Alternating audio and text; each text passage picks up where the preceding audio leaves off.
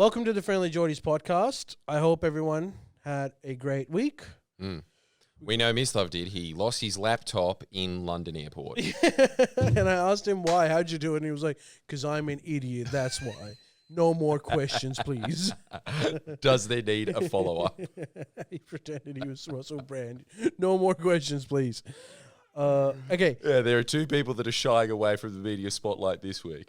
Okay, what do you think about the Avocado Millionaire? You know the guy who, for the audience who don't remember him, he's the guy who said people need to stop having avocado toast in the morning if they want to buy a house. He's come up with a genius suggestion, which is that tradies, he mostly was focusing on tradies because I think he's into property development. He was like, tradies think that they're doing you a favor by working for them. We gave too much money to them during COVID. So unless Australian unemployment reaches 40 to 50%, yes, 1 in 2 people need to be unemployed. Yeah. The economy will never recover. What's the logic behind that? I really need to know how half of the country on the dole is going to help. Well, he's stupid because that's going to But what's he saying? wreck the economy. But I'm just trying to figure it out from his angle first. Let's just hear him out. How does he think that's going to help? That half of the people are not earning and spending. Yeah, that's a point that he's not taking into consideration. But what he is saying from like a shitty boss point of view, that unless unemployment levels are high, people will not be willing to work harder. So productivity is not going to go up unless they feel insecure about, and so that's scare the living daylights out of him. And then they'll realize that I don't work for them, they work for me. He did end up. You got to admit, bouse. Yeah, I guess it's bouse, but you're right. That would be horrible for the economy because. Yeah, maybe he will get some people, but like no one is going to be buying the houses that he's trying to build at that point. So everything is going to go down the gutter if 50% of the people are unemployed. Who has that? You've got to remember the Great Depression was 30% unemployed. So and that was a huge reason for the Great Depression. Yeah. It was a cycle that you could get out of. Has any country ever reached 50% unemployment? It's got to be something at the very bottom, something like Somalia that doesn't have a government. I bet you they've probably got like a 40% unemployment rate. If there's 50% unemployment, that country I don't think exists anymore. Yeah. It's too many people. It's just way too many people unemployed. He did apologize. Could you imagine the crime rate? How would that increase productivity? No one's working. No one's working. But the ones that are really scared to lose their jobs, so they're working hard. Wouldn't it be sick if he was an economic advisor? Oh, God. He would be the worst fucking economic advisor. Do you think even Milton Friedman would look at that and think, dude, that's insane? Yeah. I don't know, man. Like, okay, so were people asking him about the economy or he just said that? No, they were asking him about the economy. He was at some conference filled with like other property developers like him, and it was a safe environment, but stupid media leaks videos and shit. So he got fucked over for it. I'm sure in that circle, that would have been like a clap point. Yes, someone finally says it like it is. But it's that true, man. Being rich does make you deluded. It does make you a little bit deluded. So that video got picked up by the U.S. and in U.S. Congress brought it up, saying like just slamming on billionaires, which is funny because he's not a billionaire; he's a multi-millionaire. So not there yet, mate. His name's Tim Gurner. He did eventually come out and he apologized for his comments. He said that they were extremely insensitive and also factually incorrect. Factually. How much pressure would you have to face to like admit not only that it's insensitive, but it's factually incorrect? I think it would be better if he just came out and said it's factually incorrect. I think it would have been like just makes it. You've heard it too many times. It's not going to help the PR move. I wish it would have been good if he just came out and he's like factually incorrect, insensitive, but let's not forget George Bush hates black people. Yeah, just pass the puck on to someone else. Let's focus on the real enemy. Let's focus on the real enemy. You know what else, though? I will say his don't get avocado on toast point would not have gotten any further. I suppose he wouldn't have had a profile. Any publicity is good publicity, I guess. But if he just didn't link that to you will be able to own a house if you give up this small luxury, if he just said stop having that and then you'll have more money, yeah, then that would have been fine. It's like, how is that different from Koshi's advices, you know? At that point, what is the difference? It's fine, just control. No media training, that's the difference. But like, you should have media training if you're like constantly on the media. I feel like it's important. But look, to give him credit, he did apologize for it and stuff. So maybe we can't keep making fun of him for this. Nonetheless, we chose to do so. Yeah. It's like also, like Tim Gurner, bro. Like people, you know, like these grocery chains like Coles and Woolworths are facing like they have like their profits have reduced dramatically because people aren't buying at the same rate as they used to. So it is like this whole cost of living is definitely reflecting on the economy now. Oh, man. It is brutal out there. It's horrible. Yeah. It's not good. We, dude, I have downgraded in terms of a lot of things. The meat that I was buying is slightly less quality, 4-star now. It's tender is not a consideration anymore in my household. Our household now looks at protein. What? So you're onto organs and chuck steak? No, onto organs. Well, I mean that's by choice, but yeah.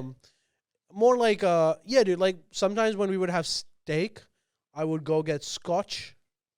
It's a very nice piece of meat. And now I go for chuck, which is a less nice piece of meat. You're having chuck steak. I'm having chuck steak. I thought chuck steak was for dogs. Dude, at one point, now it's for me. It's chuck is... Okay, yeah, cost of living is a thing then.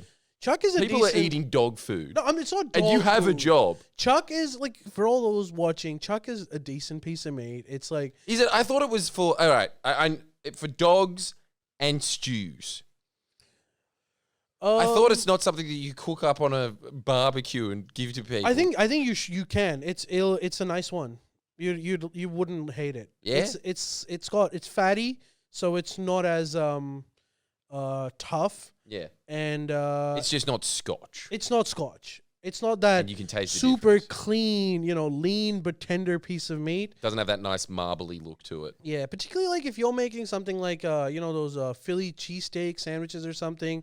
I think you prefer chuck. Okay. Because you can't affording ribeye and shit is just, it's insane, dude. It's like you go to a store, it's like $50 a kilo or something. It's like, oh, that's like $50 for like one meal at my house. Yeah, might as well go out at that point. Yeah, it's like it's not right. So, I think it is cheaper for you to go out and buy a steak at a restaurant. Man, restaurants are fucking expensive too. Actually, that's what we're. Yeah, but I think I had a steak the other day and it was like $30.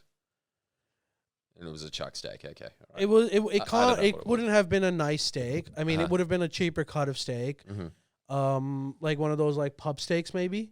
Yeah, it was a pub steak. Because it gets subsidized by the alcohol revenue that they make. Oh, of course. Yeah. Because they don't want to keep food too high. So, because they want people to keep drinking over there. Yeah. Because obviously they make more money for drinks, dude. And they think this country has a drinking problem as well. Like I went yesterday, I got 3 drinks. I ordered 1 gin and tonic. I got one of those like slushy margaritas, and I ordered another slushy margarita in a different flavor. $50. Wow. Last night. And then I was like, well, that's a wrap. That got my eyes raised to the point of someone like, oh, so they did discover life on Mars. That's intriguing to me that you can pay that much for not that great drinks either. Yeah, well, now I'm tapped out for my night outs for a long time. Just based on 3 drinks, that doesn't even get you Yeah. Come back to you in 2024. Yeah. You might have something there.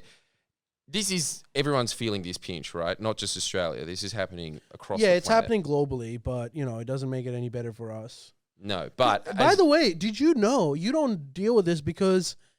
Okay, just as a guess, Jordan, last month's electricity bill for the office, guess.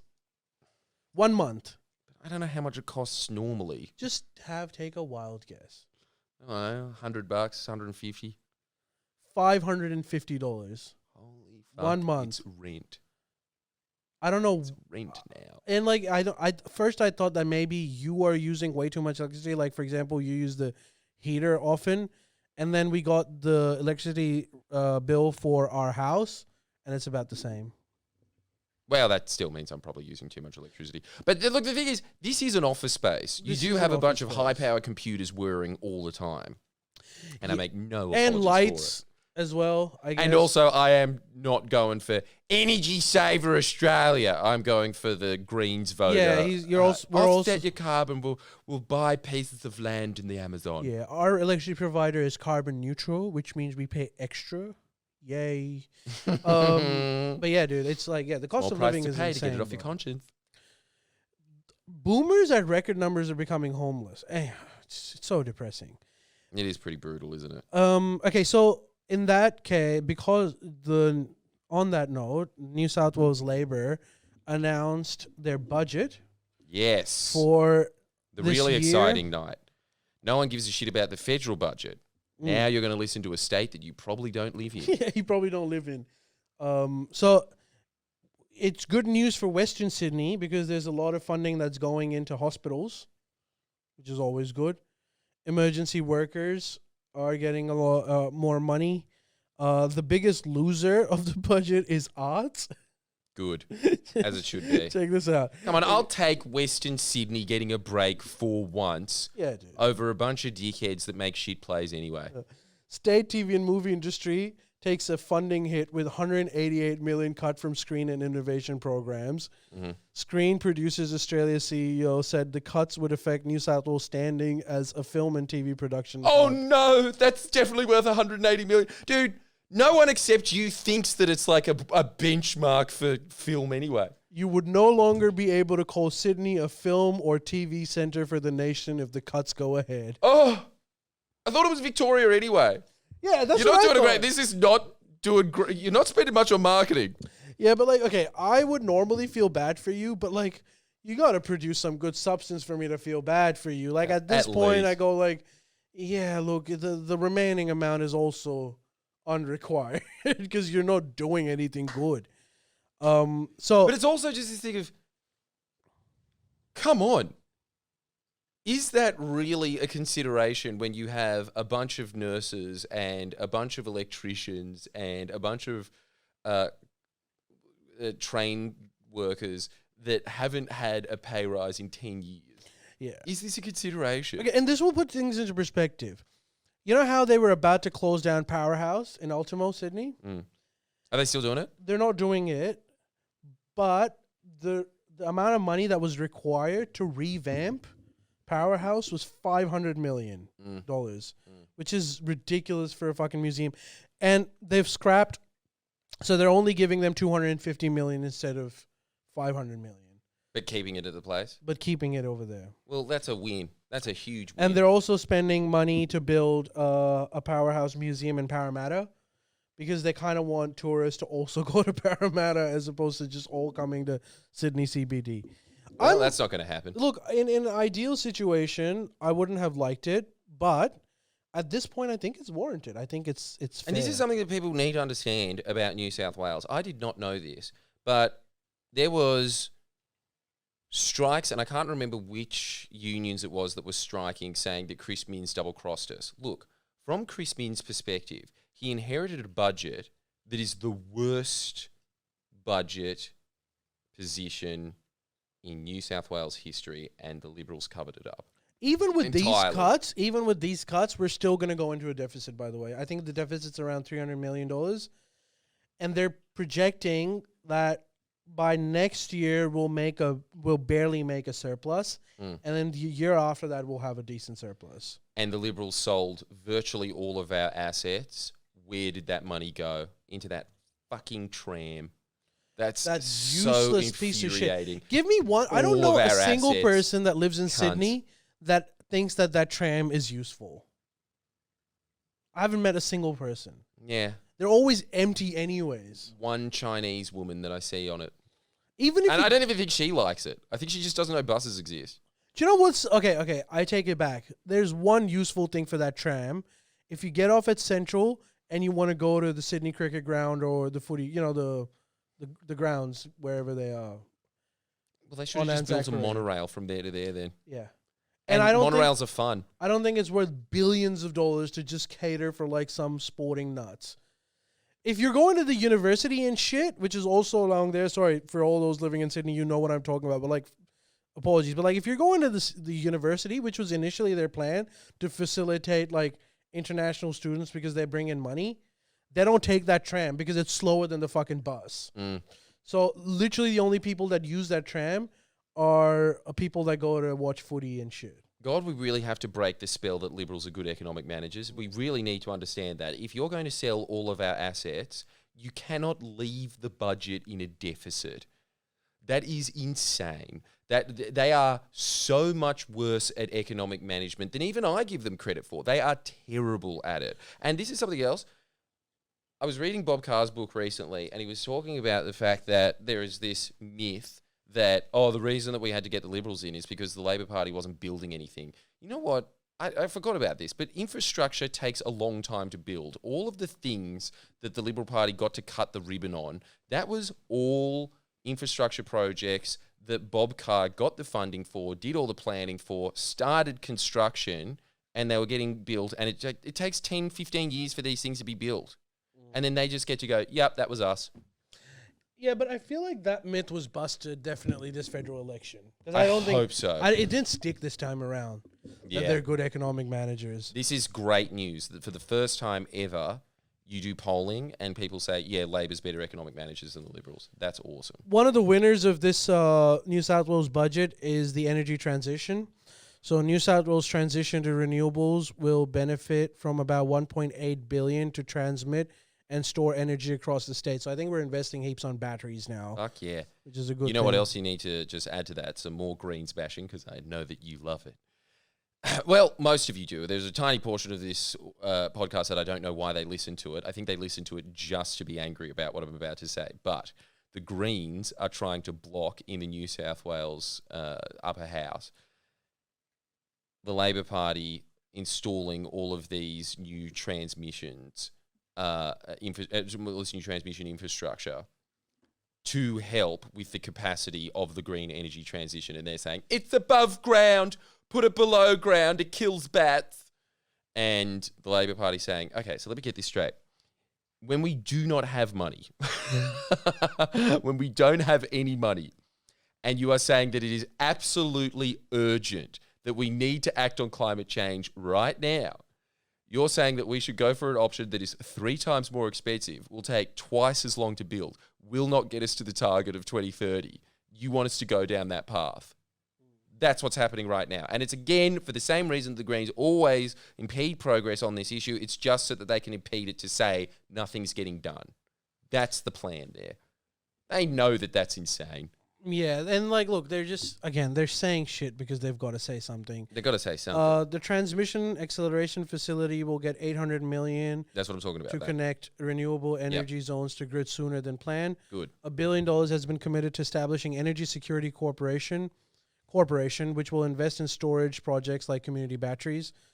However, there is a cut to subsidies for buying electric cars. You know that stamp duty exemption that they had for electric vehicles? They're getting rid of that, which I think is probably a good idea. Way better anyway. Yeah. Way better. It's like only rich people were using it anyway. Like, exactly. That's why poor the people are not buying electric cars. Nah. It's just... So, yeah, in a time when they are eating dog food, I don't think anyone's thinking, should we get a second Tesla? Yeah, new Tesla. There will be a time and place for it, but I think that will come in maybe 5 to 10 years when electricity cars become the norm. And when they hit that 30,000 mark, that's when you need subsidies. Yeah, exactly. Right now, it's still too expensive. Everything's expensive, but plus the federal government is giving out the subsidies anyway. The states can take a step back now in the electric cars. You should be rediverting that into the grid. That's the big one. Yeah, exactly. So I think it was just like it probably wasn't a well thought out policy. So I'm happy with that going.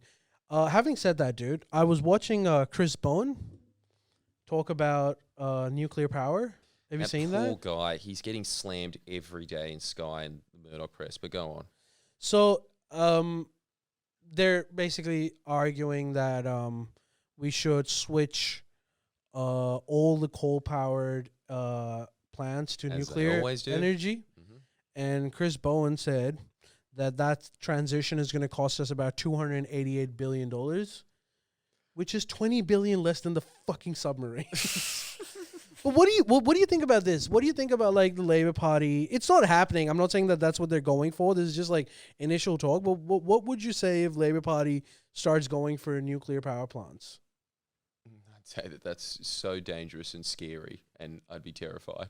But I don't think that the Liberals were, because the Liberals were there for 10 years, and they just... This is what you need to understand this about this nuke heads. Nuke heads, even if you think that nuclear power is a good alternative, and I most certainly don't, because think about this. I was thinking about this the other day, right? In the age of climate change, you know how you're extremely worried about the Himalayas melting, which will happen. When the Himalayas melt, the floods that we saw in Pakistan earlier this year are going to be child's play in comparison to the flooding that's going to happen in that region. Bro, did you see what happened in Libya, by the way, just recently? Oh, yeah. How could you not? Like, proper Judgment Day shit. Oh, yeah. People in 7-story buildings went to their roof, and they were still swimming. 7-story tall buildings. 8 stories. 8 stories, yeah. So, yeah, I second that. It's getting pretty fucking insane. Yeah, it's grim.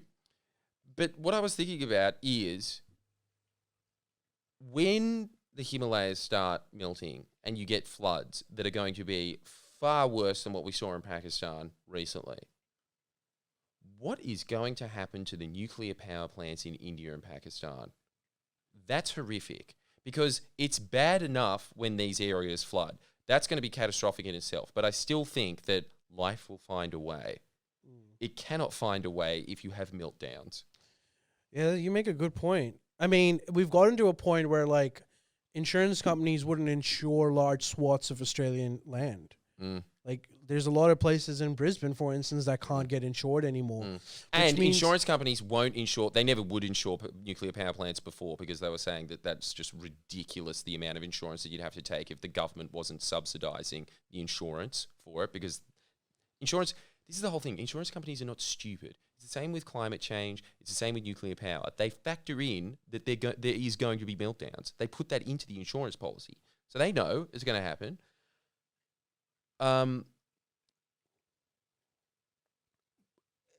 That's like a huge expense in the $288 billion that isn't included into this. But look, the thing is, just to go back to that main point, when the nuke heads are saying, yeah, well, the Nationals have it right on this one issue. They're bad on everything else. But no, when it comes to nuclear power, they're on the right ball here. They're not serious about this. The reason that the Nationals and the Liberals talk about we need to have this transition to nuclear power and then did nothing for it in that 10 years was not because there was a lack of political will. That is not the reason that they weren't doing it. They were doing it because they know exactly what Chris Bowen knows. They know that it's way too expensive. It's pie-in-the-sky stuff. Even if you were going to start building dude, a lot of the time these nuclear power plants, they say that it's going to take 5 years to build and it takes 40. And then it gets shut down anyway because it's dangerous. But they are using it as a political smokescreen to keep fossil fuel running, because they'll say we just should transition to nuclear power, to just put another debate in the air to keep coal plants going. That's all that's happening there. Sorry, but go on. No.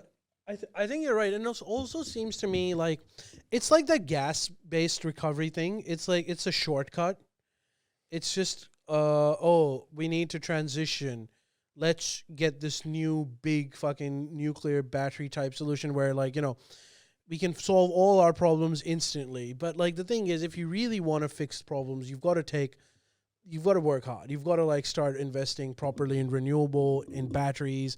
It's a much longer process, but it's definitely more sustainable. And we know that is the future. So, like, I think nuclear is a shortcut that some people would like to take, like Nationals, for instance, you know. But that's the thing. They sell it as a shortcut. Very often it's not. Very often it's far longer than installing renewables. Just to put this in perspective, right? Even if it did go into the time frame of 5 to 6 years to set up, you can set up entire solar farms that are producing the same amount of electricity in a year. Now, the battery and the transition and the transmissions, 3. Yeah. You're still far short. But there's other hiccups that we're facing. You know, like because a lot of rare earth minerals are required for this sort of shit, countries are placing export bans on rare earth minerals because they want it to keep it for themselves. Kind of like that vaccine thing. Malaysia recently placed a ban on rare earth metals. So like it's not as Malaysia's on board with the transition, are they? No, they're on board with the transition, but they don't want to sell it to others because they want to make it for themselves. Yeah, but that's incredible because I thought they'd just be a petro state that didn't give a shit. No, they are. Like, I mean, they're an oil state, but their oil is food oil. Hell yeah, the best kind. Yeah, but like, you know, there's a big battle going on for the like lithium, cobalt, and like. Yeah, well, look, if you're trying to re-electrify the entire planet, yes, there's going to be some hiccups in that. Yeah, there's going to be some hiccups. Man, I hope it happens. I think it will. Look, the UN report on renewables is the most hopeful thing that I've heard in my lifetime. I can't remember the exact numbers. It was a little bit below 200%. Maybe it was quite below 200%. But the point is, by 2030, the amount of renewable electricity in the world will be well over the capacity that is needed. Well over. Now, that's not all good news because, as we were saying before, you've also got batteries and you've got transmissions. But also know this, that just a couple of years ago, in 2021, the amount that we were on track for having battery storage was about 6% capacity of the world. Now it's at about 80%. Dude, that's incredible. We're getting there, and we're getting there fast. Yeah. It's cool. They're just expensive. Like, even those Tesla batteries that some people have at their house, they're amazing. They like, you can be completely off grid now. Yeah. If you have the investment. And like in the long term, it's actually going to be cost effective for you. But yeah, you've reached that point, particularly in a place like Australia where we do get a lot of sunlight. We actually don't even need electric companies to give us electricity. Isn't it cool? It's just like, in fact, like people that have like a good setup that have invested a lot into it are selling it back. Yeah. All of them. Because it used to be a problem that one of the problems with this whole solar panels was that most of the energy requirement is at night when you're at home and using heaps of electricity appliances, maybe heating, and like that was when you had no sunlight. And during daytime, you were often at work when you had heaps of sunlight. So that was like a problem, which is why we needed like really good batteries. I think these new Tesla batteries actually have solved that issue. Yeah. So if you've got money, you can really go carbon neutral. But always remember, boys, the trickle down theory is correct. I mean, in this instance, don't you think though that only the rich can afford Teslas now? Only the rich can afford Tesla batteries. But it won't be that far off that the middle class will be able to afford it. Particularly if like the government subsidizes it, which I think they should. Well, I think they are federally still. They are, but I think they need like. You need like your lowest common denominator to also be doing it. Well, not necessarily if you are building large communal batteries, which is what the Labor government is also doing. That's a good idea. Dude, I'm all for it. I am all it's for happening it. fast. Look, I know that there are a lot of people that are extremely anxious, including Obama's daughter, that we are not going to cap. Who the fuck cares about Obama's daughter? I don't know, but people do. Okay. I think it's just because, like, they're hot now. That's probably why. And I think that... Daddy's a good point. They are very hot. Well, it's Obama's kids. They're going to be hot. Well, at least one of them is. Let's be real. Yeah. Well, you can let's not even be out too the genes. generous. Yeah. You all know which one I'm talking about. Go on. We do. Sorry. But a lot of people are just very pessimistic that we're going to overshoot the 2% target. We're definitely going to overshoot 1.5%. But I'm actually fairly optimistic that we're going to get there. Just now, tell me if I'm completely off with the theories on this one, but I really feel like in these past 2 years, the amount of growth in renewables has accelerated beyond anyone's wildest imaginations and predictions. And this was just in the last 2 years. What about in the next year? What about the year after that? Yeah, but can I also say something? 2% is pretty catastrophic. No, it is. But it's doable. It's still doable. And it's also, I guess, the only option you have. It's the only option you got at the moment. You can't go back to 0.5. No. Because we're already at 1.2 or some shit, right? But also know this, that you start capping the amount of carbon dioxide in the atmosphere very quickly, as in a matter of a couple of years, it starts dissipating. So, yes, there will be chain reactions that you cannot do anything about. But look, I don't think that we're going to get to that society level ending climate change.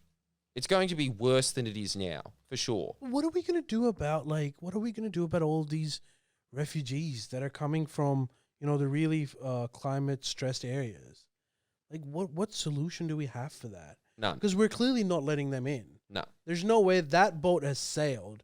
There's no, country that's in a good geographic location, also happens to be first world and shit, that's going to let those guys in.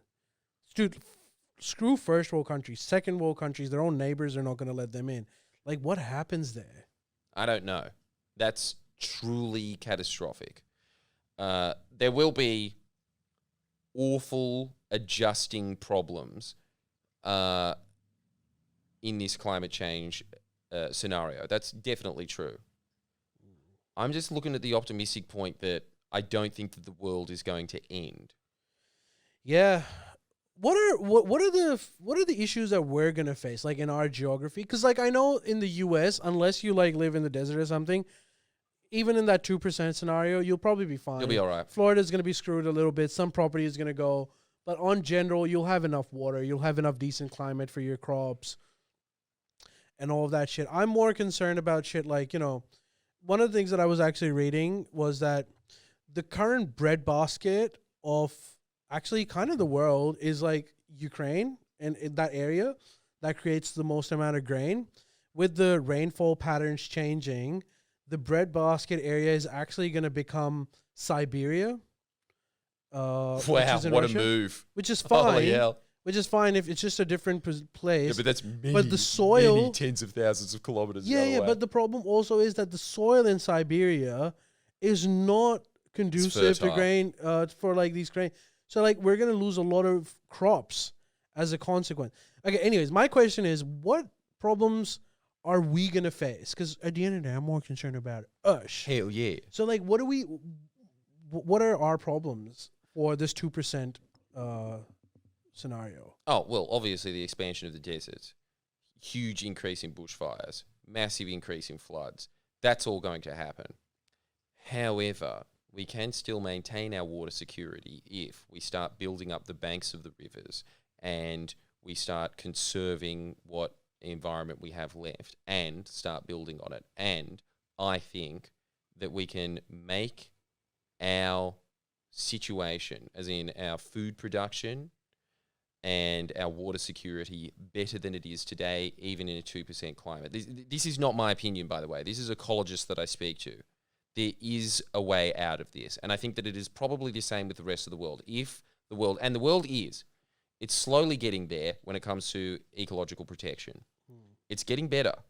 And it's exactly what Imran Khan, which I'm just so sad that guy's in jail now, but that is one of his major points about when he was a premier, when he was talking about the fact that you will thank me for planting that 1 billion trees. Yeah, he was trying to do it. Okay, but let's forget about him for a second, because let's talk about China, because China is doing that with the Gobi Desert, right? Because the desert is expanding. And they're pushing back? And they're trying to push back. But the problem, no, they've been doing it for years now. Yeah. But the thing is, man, they're not that successful because the desert is eating up the green a lot more at a higher pace than they can actually stop it. Yeah. So they're losing, even though there's extreme concerted effort, huge amounts of funds to keep planting more trees and greenify, but you can't beat nature. It's still eating it up. I can guarantee you, if they were not doing that, the expansion of the desert would be way faster. No, it is, obviously, but I mean, can we even do something about it? I think so, because you do need to understand this, Ali. Greening the desert was sort of a concept in the 70s. It was like a theory. Implementation of it, they kind of look to, this is my big point with the vegans, that they're going to hate this point, but I think that managing livestock in a way definitely helps. I've seen it happen on farms. I've seen it happen on farms where everything else around them is essentially a desert that's just subsidized by water, which is criminal, the cotton and whatever. But this one farmer has made his farm a refuge, and you can tell by the increased amount of birds that keep coming to his property. In otherwise everywhere else, that's the only place, because they migrate from Victoria to Queensland every year, and they go to his property in larger numbers every year. So he's increasing the amount of birds that are able to breed just by how he's managing his property. Now, he is the first to say that when you get into climate change and all this stuff, there's only so much human beings can do before it starts encroaching on it. He does not say, however, that this is a problem that is insurmountable. The thing is, when it comes to government policy, and look, I'm sure that the Chinese are well ahead of the rest of the world when it comes to this, because they always are. But you need to know that when it comes to re-greening the desert, this is sort of a nascent science. This is sort of where solar panels were in the 90s. And there is going to be a point where we know enough about it and how to counter it, where you can ramp it up. So just know this, Ali, that like when it comes to all of these biodiversity sciences and agricultural sciences, the best is yet to come. Okay, my brother told me about this, so I haven't done like enough research to comment on it properly, but I don't know if you've heard this.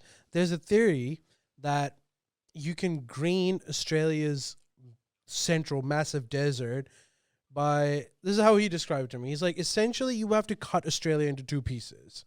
You have to like create a division kind of like in the center of Australia to bring the water from the oceans Tilting in Australia? between, Yeah. and making like this massive lake in the center. Yes. That's going to change the topography and green. Yeah. Make a lot, like, is that just him like talking about some esoteric, like, or does that have some credibility to it? People have been theorizing it. I've never really looked into it because it sounds too crackpot to me. And is anyone ever going to create such a chain reaction? Because apparently it's possible in Australia, because that place used to be.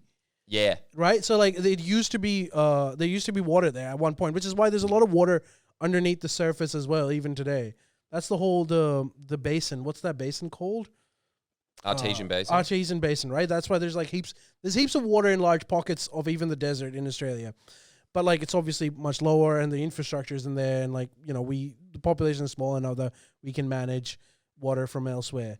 But like if you can create a massive even seawater lake in the center, they're saying that could like revolutionize like our geography. Yes.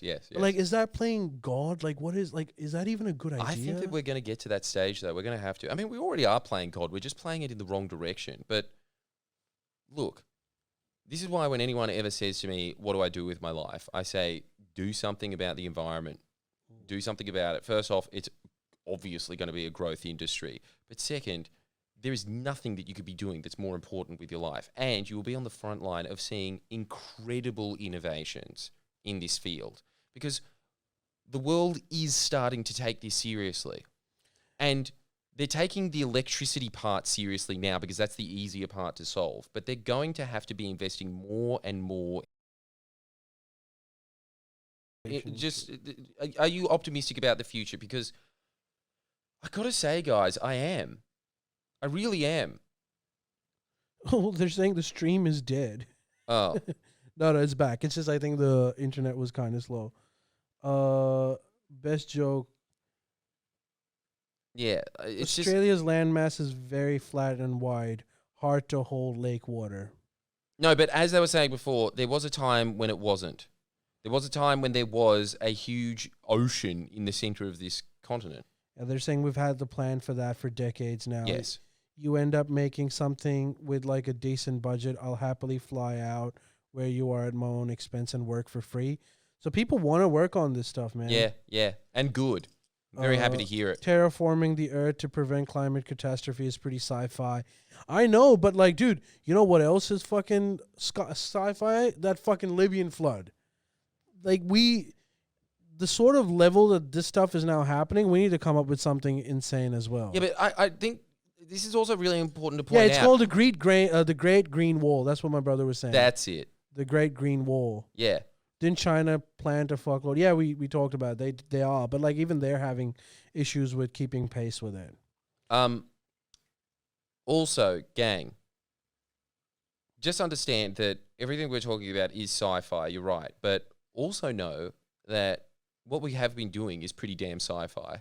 Like terraforming the atmosphere. We've done that. We can do it the other way around. Well, okay, if you're so hopeful, I've got to ask you another thing that if you're hopeful about. Are you hopeful about Queensland or not? No. What? Are you giving up on an entire state? Now, that's an impossibility. Look, when I was up in Queensland, I was talking to some brains. I'm worried about it. As you guys were as well. Like, I wasn't taking you as seriously as I should have before when I got all these people saying, guys, you got to do something about Queensland. I think I'm going to start making that my focus. Now, my plan is mitigation because I don't think it's exactly... Everyone knows that this is the cycle of things. It doesn't matter how good a government is. Like when you had your Hawke Keatings, all good things must come to an end. There is an it's time factor when it comes to politics. And the fact that Palaszczuk has won 3 terms is damn near historic. Very few governments get to that point. Asking for a 4th term is a big ask, you know? When you look at presidents in the United States, it is very, very rare that you will have the Republicans in for 3 terms. It's very rare that you have the Democrats in for 3 terms. It's wear and tear of being in government. Eventually it catches up to you. This is not... And I repeat, this is not Anastasia Palaszczuk's fault. Everyone's always talking about how shit Queensland is. There's some truth to that because you can't keep far north Queensland and southern Queensland happy at the same time. It's an impossible ask, especially with a mainstream party. It's always just going to start fracturing. That's true. You look at the numbers, though, that state has rarely ever been in better shape than it has been under Anastasia Palaszczuk. When people are talking about a hospital nightmare, in most of the important metrics when it comes to healthcare, Queensland is up there with the best of them. It's usually getting the 1, 2, or 3 mark when it comes to these things. More often than not, 1 or 2 in terms of the healthcare metrics. This is the big push that Crisafulli, the opposition leader, is going for. It's a healthcare nightmare. The youth crime thing, which is massively overblown. And both sides. So you have your ABCs and your Guardians being like, oh my God, they're being so mean to children. And then you've got Murdoch Press being like, they're not being mean enough. And they're deliberately doing it so that they can try and fracture the government. The reality of the situation is they're doing an all of the above solution to it. And once you get Crisafulli in, what's he going to do? He's going to cut all of the rehabilitation programs, which are having marked success. The environment, when it comes to that, that's horrific to me. That's why I'm so scared about all of this, because anything that the New South Wales Liberals did looks like nothing to what the LNP do when they're in power. The environmental destruction that they're responsible for in a single term is catastrophic. What I'm particularly scared about is that Crisafulli is going to get in and he's not going to be anywhere near as insane as Campbell Newman was. And so he could probably stick around for 10 years. That is far worse than Campbell Newman being in for 1 term. Far worse. My aim now, and this is where I need your help, my fellow Poddites, is if you are in Queensland, can you please make it your mission to try and convince a few nutbag Greens to vote Labor? Can you please convince a few of your elder relatives to vote for Labor over the LNP? The ways that you would do it is, come on, she handled COVID expertly. The oldies know it. That's why she got the 3rd term. Just remind them of that. Just remind them of dude, remember Campbell Newman? It's just going to be that again. It always is. It's Sherby Peterson again. That is that party. You cannot let them win. When it comes to the Greens, it's always the same thing. We're just going to promise pie in the sky bullshit. All of these snake oil salesman things. If you get us in, it's going to be like the Jetsons. It's a lie. The practical reality of the situation is Anastasia Palaszczuk, as I was just pointing out then, she has done things that no other government could pull off. Huge things, stopping all of these unbelievably damaging environmental disaster policies that were enacted under the LNP. It took her 2 terms because she didn't have a majority, but she got there. She would be implementing more of those if it wasn't for North Queensland. Like, people are always saying, why can't it be more like West Australia and Victoria with their environmental policies? Give her a wide enough majority. She'll get there. We're not even asking for that at the moment. We're just asking to get her over the line. But I will say this. At the very least, let's get it to the point that the Labor Party can win the next election after that. Because if it's a wipeout, like it was under Campbell Newman, there's not going to be them clawing it back from 7 seats. If Christopher does like a Gladys Berejiklian, doesn't look like he's doing too much, people can't really sense it on the ground, it's slowly deteriorating, they'll be in for 10 years. That is a far worse position to be in, because people always ask, like, oh, what are they implementing? Dude, have you seen the Green Jobs and Energy Plan? It is the most comprehensive plan in the country. We're talking $64 billion of investment into transforming Queensland into a green energy hub of not just Australia, the world. That's Palaszczuk's policy. You're worried about climate change. Queensland could be one of the key fulcrums that implements massive change, not just in Australia, globally. This has huge knock-on effects. You invest that much money in a place like Queensland. These are things that are worth fighting for. So obviously you can't really you can't even play devil's advocate to defend the Libs on environmental policy. But like the 2 things that you mentioned was healthcare is a mess and youth crime. So let's talk about healthcare first. Healthcare is a mess throughout the country. Is it more of a mess in Queensland? Because I know even in New South Wales, like there's a reason why Chris Minns is putting so much money into healthcare, because we are running short of like nurses, paramedics. So I feel like this is an Australia-wide problem, clearly, but is it a particularly bad issue in Queensland? No, as always, it's a particularly bad issue in Queensland because all you have is the Murdoch press in Queensland. So they're able to, I hate this phrase, but cherry-pick data that makes it look like Queensland is this hospital hellscape.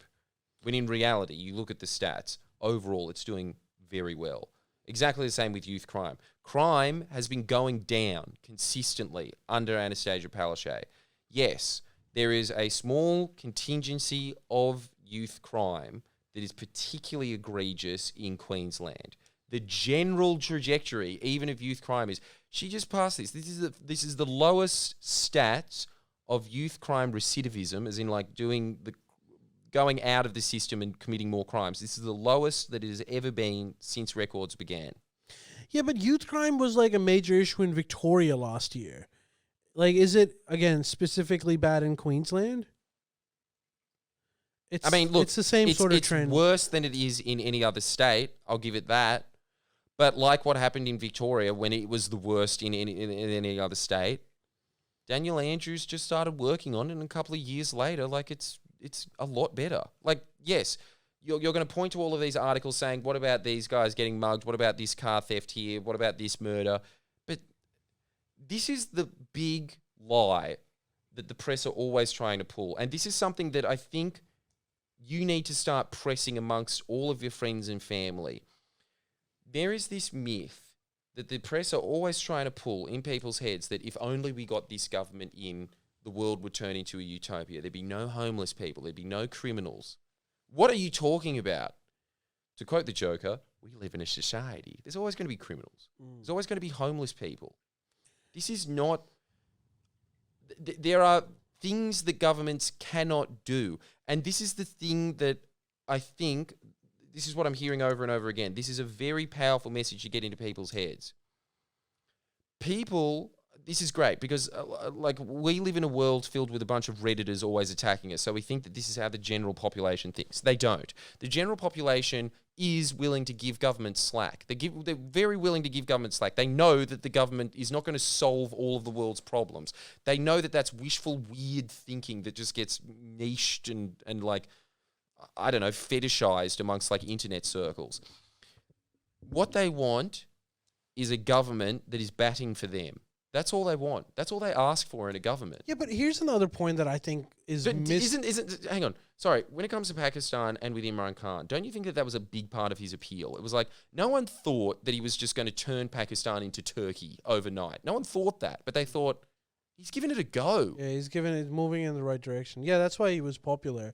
But like my other the thing that's sort of missed in this youth crime debate, because we're focusing on the effect that youth crime rate is high.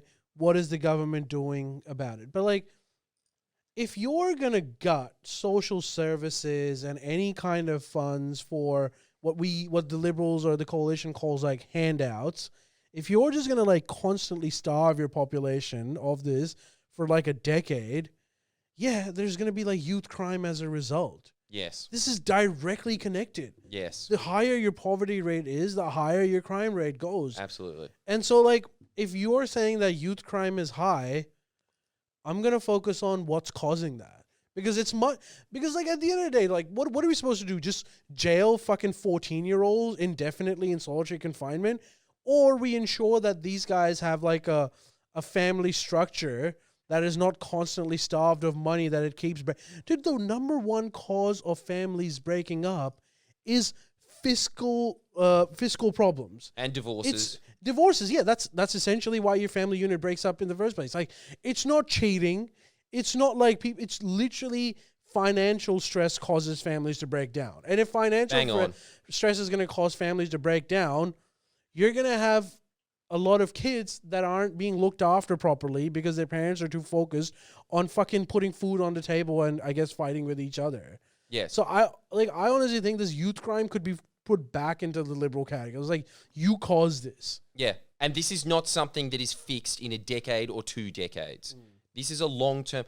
And also on top of this, look, Ali's absolutely right. That is the number one cause of this, the breakdown of the family unit.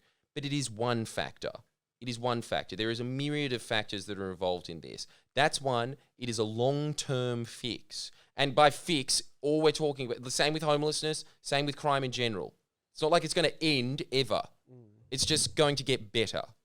That's all you can aim for in these instances. But it's also true when people are saying, oh, they're being so harsh on kids. Dude, you do need to understand this. Psychopaths exist.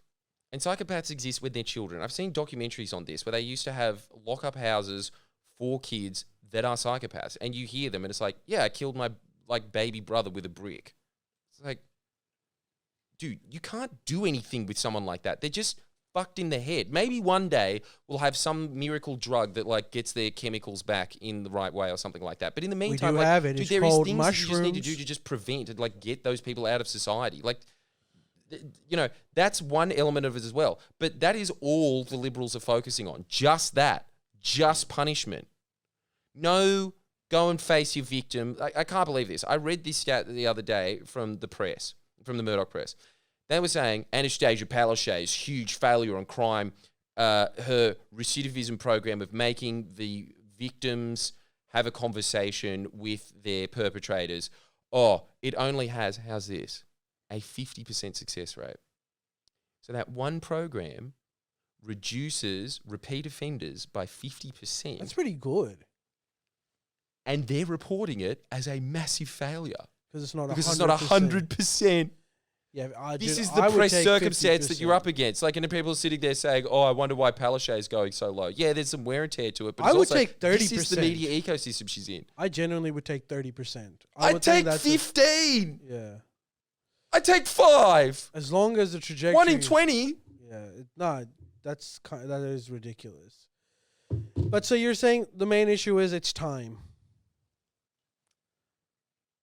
People get bored. It's time. It's the Murdoch press. It's also just people sitting there and coming up with their weird little conspiracy theories in their living rooms and saying, yeah, fuck that. That's because of her.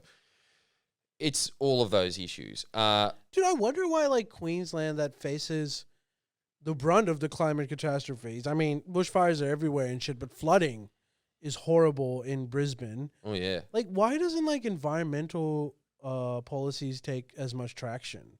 They do in the south. It's the north. The north cannot stand anything remotely environmental. They see it as commie. So because they're not as affected by it? But aren't they? No, like they are. farmers They're and more shit? affected by it. They just look. The old phrase "going troppo." It's if you've ever been to Cairns or Townsville, you can see it. Most people are insane up there. Yeah. Well, whenever the elections are, we've got to try as much as possible. That's what I'm saying. So, as always, it's so important for you to join your union. It's so important for you to join your local branch so you can see what needs to be done in your electorate. Because the one thing that we always have is that if you have a popular candidate in your seat, or at the very least, they're liked enough in their seat, doesn't matter what hit job you do on them, you would have to focus, like they did with Jackie Trad, because they knew that she was a real strong point of the last electorate. So the Greens and the Murdoch press teamed up to get rid of her. And there was also a demographic shift, that's true. But it was a very concerted effort to get rid of her because she was keeping the government on track. Other than that, though, they can't focus their energy on 20 candidates that are popular and liked and known in the community. Yeah, just put up like footy players in marginal seats in North Queensland. Always what I said. Footy players, absolutely do it. Cricket players, hope preferably from that area. You don't want to like parachute some Collingwood player from Melbourne all of a sudden. I'll take a coach. Yeah, someone that, is well liked. Good government is like a good team. You need a strategy. Winning. Yeah, you need a strategy. Formula they right need to do a bit of an elbow. They need to like appeal. It's like, hey, I'm harmless. I'm good. Well, that's what they've been coasting on for the last 10 years. You can only, but that's Albo's strategy. He's trying to do what Anastasia Palaszczuk did in Queensland. She's just trying to stay there for 10 years because, as always, you can get more done in 10 years than you can in 3. Is what's her name coming back? Terry Butler? State? Don't think so. I think that Terry Butler's kind of a bit done with politics. I don't know. I'm going to have to look into that. Yeah, after Jordan Peterson owned her on Q&A. Yeah, take it. She's done. Take it. Yeah. Yes. So that's very important. And I think a big thing with all of this is just like I was saying with dog pounds, the best thing that you can do as Zoomers is go to your local dog pound and say, I'll take photos of these animals and we'll circulate them on Facebook and TikTok and all that shit. Because they're oldies. They don't get it. It's exactly the same with Palaszczuk's team. They're oldies. They don't get social media. And it's probably your local member. They're oldies and they don't get social media. And if they got somebody that was a little bit savvy that could give them some internet clout, you would be doing so much more than door knocking could ever do. Yeah, man. Here's hoping. Let's see how things work. I wouldn't want a party that is... Let's just put it this way. Destroying I honestly think the LNP is the worst government in the developed world. I think that the Republicans are more sensible on the environment than the LNP are. All right, look, let's switch some gears. We've got some Reddit stories as well. Fuck yeah. Finally, the good We stuff. gotta do it. Speaking of optimism. Here you go. Let's read some of those. Back on popular demand. You guys seem to really like... They really loved the swinger story from last week. How could you not? I got a lot of good feedback for that. So we're doing a few more before we call it a night tonight. Well, we've been hearing good things about Am I the Arsehole? Everybody keeps going over and over again. Cash me dead. Did you know the biggest Reddit subreddit exists? No, we didn't. Thank you for drawing our attention to it, especially because I do like that the little Reddit man is holding up an anus as the cancel button. And then on the other side is a big old tick. So let's find out together. Does he deserve it? Am I the asshole for walking out of a wedding I was part of and ruining the day? I dated my ex-boyfriend John for 4 years. Oh, that's not the real name. They put it in inverted commas. Exposed. You are an asshole. Got serious enough where we started planning for our future wedding. I thought we were pretty happy, but last year he dumped me pretty suddenly. I tried to figure out what went wrong, but he said it was personal, that I should respect his space. Well, mate, you were making a life together, so maybe not. But during this time, my best friend Stacey and her fiancé Tom were my rocks. I think you are an asshole just for using that word. Letting me crash at their place, just being overwhelmingly supportive and loving. When Stacey asked me to be her maid of honour, I thought it was a no-brainer. Fast forward, the morning of the wedding, Tom asked me to meet him for breakfast super early in the AM. Stop trying to cushion it. Just get to the point. I thought it was weird. maybe you wanted to make a pass or something on to Stacey. What happened instead was Tom let me know that a few days prior, Stacey admitted to him that she had an affair with John. Which was Twist. what led to my breakup. No wonder he wanted to keep it personal. I guess it was. He said that Stacey wanted to come clean, start their marriage fresh, and that he was forgiving her to move forward. God, the pressure on your wedding day. She picked that. You're not the asshole. She is. That's insane. Is that it? No. There's more. He'd gone back and forth between telling me, finally decided to spill the beans. It ended up causing a huge mess because I was basically running the whole show. Not only that, but everyone realised that the maid of honour wasn't there, and the news of the affair eventually got out because her cousin knew John. Stacey had told her they're both slandering me online now, saying that I ruined their once-in-a-lifetime moment. Some of their friends are on their side, saying that I should have handled the situation more privately and at least stuck out the wedding since it was so last minute. Yeah, but so was the announcement of the affair. Yeah, so was the announcement. Good point. See, now this is the problem with Am I the Arsehole? Somebody did sum this up to me, that it is just a bunch of people who clearly are the arsehole just using their cognitive biases to clean their conscience. But I don't think this is one of those cases. I think she had valid grounds. From her perspective. But, like, you know, you only base it on your perspective. What you have... Which If is you're- the wrong part about Am I the Arsehole. But, like, it's not just some random person. It's her best friend they were her rocks during the entire breakup thing with her. So imagine, like, your rock is the cause of the problems and she never mentions it. If she wanted to come clean, how come she never came clean to her own friend? This is the part that you cannot avoid. If that is true, how do you do that on the eve of your wedding? Hey, here's a crazy hen's night topper for you. Yeah. I think it would be okay for her to just leave and not mention it. Obviously, you can't be the maid of honor. You need to have some, like, you need to be like an Mother Teresa type person to just, like, go with it and even do all the maid of honor duties and stuff. But if Turning the other cheek is hard. yeah, but, like, man, I think she is not the arsehole. Yeah, probably not. Good that we got Ali's final opinion on this, seeing as there was 21,000 other people that were putting in their 2 cents. But because we don't know them, Ali's more valid. And that's why you'll never get anything done, Reddit, because you can't put your face to things. Wait, do you think she is the arsehole? Could she have handled it any differently? I'll say this.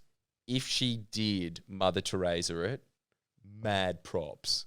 But I'm not going to put shit on her for Mother Teresaing her, especially because I know that everyone's on Reddit too. Actually, Mother Teresa was shit. Come on. Shut up. Your shit. Yeah, your shit. You're the asshole for being mean to Mother Teresa, theoretically. Where's this other one? Oh, no, now they're all reloading. But I do remember that one of them was something about looking at live porn for the first time, which I'm sure our audience would be very into because they seem to be the disgusting ones. Is that not on there? No, it's here. This is from today. I fucked up. I'm sitting in my room pretty horny and bored, so I go watch some porn. I always get these ads about Pornhub Live that I never checked out, so I'm like, all right, I'm going to go check it out. Well, that's a line that you're... Yeah, you've crossed the line, dude. Even men that watch porn religiously don't pay for it. They do it 5 times a day. Like, when you start paying for porn, that is definitely a different category of horny that you've entered into. That's really weird because I just never thought that the ads worked on anyone, huh? Have you ever paid for any porn, like OnlyFans or anything of that sort? Too cheap. Be real. I'm way too cheap for that. Yeah, me neither. Especially because I just don't understand this in the day and age where it's all free. Yeah, but, like, I think OnlyFans... It's harder to illegally download music and they're not making it hard. But with OnlyFans, I think the incentive is you can get porn of a very specific person that isn't on Pornhub. They might be like an influencer that you know. So I guess there's that added sort of benefit to it. Yeah, but here's my... Like, for example, I think Salma Hayek is really hot. If someone told me that there's, like, she has an OnlyFans account where she has sex with her, like, 90-year-old fucking Gucci-owning husband, I wouldn't do it. I wouldn't do it because, like, I'm opposed to paying for porn, but I'd definitely be more interested in it. That is you haven't crossed the line. Even in that scenario. No. Okay, So, let's say. Can you imagine I could pay desperate it would have to be? God, the cost of living crisis would have to get worse for a billionaire and their like extremely famous rich wife to start doing OnlyFans. Yeah, but you know what? First of all, don't discount her because yes, she did marry a billionaire. But did you know that she's a billionaire herself from inheritance? Yeah, she didn't need that money. She's a good woman. No she slander. made it on her own. Genetics. Well, one time I asked my wife, I was like, "Can I have a hall pass with Salma Hayek?" And she was like, "No." It's like, why? It's like never gonna happen. I was like, that's what I was saying. I was like, it's never gonna happen. She's a married 50-year-old woman and she still said no. Yeah, and also on top of this, if she's banging billionaires, I don't think you have to worry about Ali being in her league. She's not banging billionaires. I mean, she is, but like. It's not about the money. She's not that kind of a woman. I just don't think that there can ever be a scenario where you're dating a billionaire and you can say it's not about the money. No, Even it's if not. you are a billionaire. Even if you are. She's a great lady. Salma Hayek? Yeah. Okay. She's proper trophy wife. She's funny. Anyways, go on. I just don't know enough about her. All I know is that every time I see her, I'm just like, how is she getting hotter? But anyway, I entered my email password and they have some very weird thing about entering a username. Obviously, didn't want to use my real name. Wow, you're very smart. So I realized the first name that comes to mind is Jacob. That's a good one. You've redeemed yourself, my friend. And the next message says, do your credit card? I'm already skeptical, but it says it's 100% free. I'm like, But I already went in so far into the process that I'm like, fuck it. So now I find out that I'm watching a few and just sitting there and they're not really doing anything. Nobody was showing any tits. Little ass shaking. Really underwhelming overall. Wow. A Redditor is disappointed. That's a first. So now I'm in. So to find out what the best one is, I control keyboard, open up a ton of tabs, find out that there's nothing sexy. I flip through these tabs. The pop-ups are annoying. This pop-up would only come in a few times. I had to click on an orange button to refresh. And then I land on this really old 60-year-old gilf. She's just sitting there. There's like 8 people watching. I did not ever think about that. This is Gavin McInnes's point about porn. You want to stop watching porn so much, just think about the reality of it, which is that it is 2 people fucking on the street and there's like 50 guys just beating off, being like, yeah, get in there. Sounds hot. I click on it and then I was just like, what the fuck am I doing? It's like I lost $55 to enter a private room to watch a grandma fuck. Couldn't I have at least chosen something a bit sexier? Oh my God, 55. Yeah, because the other ones, they teased you. And now you're horny. Now you know what it's like for all those guys back in the 80s that left strip clubs with boners. That's what happened to them. Now she's like smiling and says, hey, Jacob. Immediately she's pulling her tits out. Yeah, see, she's not shy. It's true. The older you get, the less frigid you are. And she grabs a dildo and she snaps it open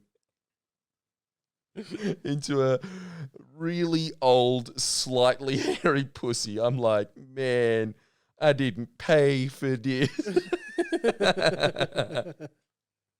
Nonetheless, because I'm paying, I start shamefully jacking off.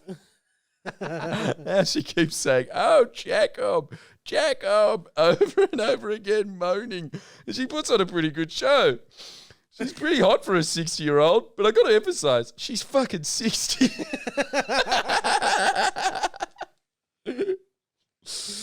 I start writing in the chat that she should talk dirty to me and shit. I'm going to spare you all the details, but I do come.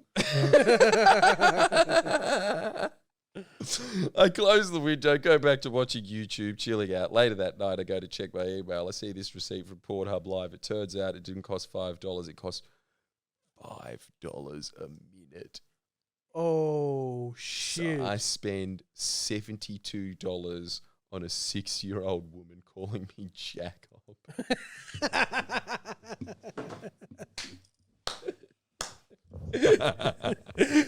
I'm gonna Dude, say I like something. Today I fucked up way more than Am I the Arsehole, because the whole time you do Am I the Arsehole, you just play Guess Who. It's just this Cluedo of, who done it really? I don't want to do that. I just want to laugh at someone's like funny masturbation story. Jacob, you did fuck up. But you also deserved it. I think it's fair. Like, if you're going to be that horny going into a rabbit hole, you should expect consequences. Yeah. And also, I got to say, can we get a round of applause for someone getting it up and finishing the dirty finishing the for job. a grandma? Well done. I'm always amazed at that. Every time they ever ask a male porn star who was the oldest you had sex with, and they're like, 75. I wasn't proud of that, but I had a job to do. Hey, professionals. Yeah, look, that's funny, and it could have been much worse. It could have been $700. Yeah. When you go into these kind of situations, side. You've heard those Turkish scams, right? If you go to Turkey and you're walking around in one of their like nightclub areas, some chick will come and she'll say, "Hey, come to this club. We're doing a promotion. It's all free. Hang out with me." And then you go over there, and then they start ordering. Like, she orders like a lot of shit, and she's like, "Don't worry, it's all free. Don't worry, just have fun." And then you get into the groove of it, and then she sneaks away, and the bouncers come with like a $800 bill. Yeah. And they go like, "Here you go, pay up." Yeah. And then they like literally shake you like a cartoon to get every penny out of your pocket. What is it called? The Turkish shakedown. Well, it should be. I don't know what it's called, but I've heard about that scam. Yeah. Like, like the Harlem Shake. Horny scams can like really damage your pocket. So $75, you got off easy, my friend. Yeah, geez. Who'd have thought that the red light district controlled by mafias would end up in bad scenarios? I just think that, honestly, look, if you go to a red light district and you get shaken down, worth every penny for the story. Damn right. All right. Well, thanks everyone for watching or listening, however you're doing it. We will see you guys. Actually, we probably won't see you next week. We'll see you in a couple of weeks because both Jordan and Mislav are going to be away. But if you are a patron, don't worry. You're going to be getting upload podcasts throughout. So big things coming. And we might do some reacts. Who knows? Thanks, everyone. We'll see you guys next week or soon. Bye.